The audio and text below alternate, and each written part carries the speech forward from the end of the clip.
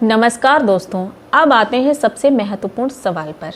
आखिर आने वाले 10 वर्षों में दुनिया की जियोपॉलिटिक्स कैसी दिख सकती है।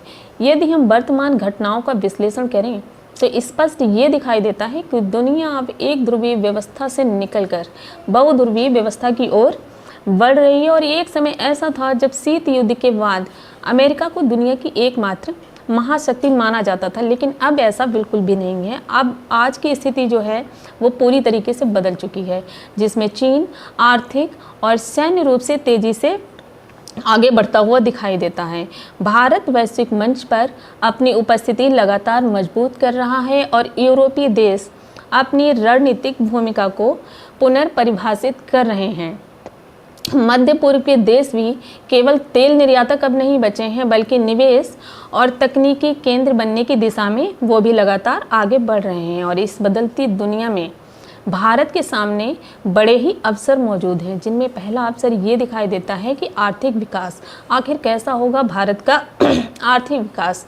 दुनिया की बड़ी कंपनियां नए निवेश गंतव्यों की लगातार तलाश कर रही हैं। यदि भारत अपने बुनियादी ढांचे, कौशल विकास और विनिर्माण क्षमता को और ज़्यादा मजबूत करता है तो वैश्विक निवेश का प्रमुख केंद्र भी बन सकता है। और दूसरा अवसर है तकनीकी नेतृत्व।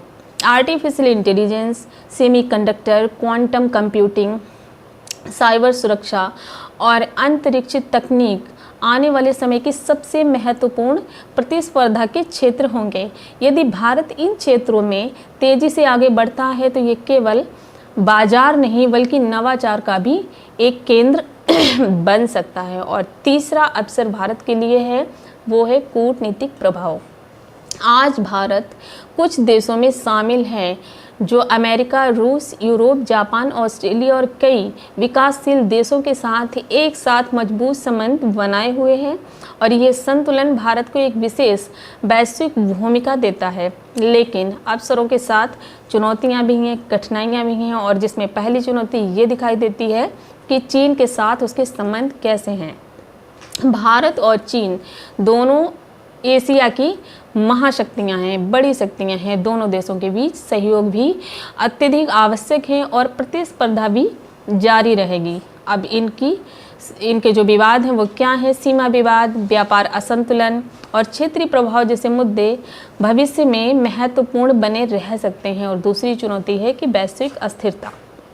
रूस यूक्रेन संघर्ष जो लगातार जारी है, पश्चिम एशिया के तनाव, ताइवान को लेकर के बढ़ती चिंताएं और समुद्री मार्गों की सुरक्षा जैसी चुनौतियां वैश्विक अर्थव्यवस्था को प्रभावित कर सकती हैं। और तीसरी चुनौती है तकनीकी प्रतिस्पर्धा। कंपटीशन बहुत ज़्यादा है। जो देश नई तकनीकों में आगे होगा वही आने वाले समय में सबसे ज़्यादा प्रभावशाली होगा। और इसलिए भारत को शिक्षा, अनुसंधान और इनोवेशन का लगातार निरंतर निवेश करना होगा। और अब अंतिम प्रश्न ये है कि क्या भारत 21वीं सदी की सबसे प्रभावशाली शक्तियों में शामिल हो सकता है? कई अंतर्राष्ट्रीय विश्लेषकों का मानना ये है कि भारत के पास क्षमता मौजूद है।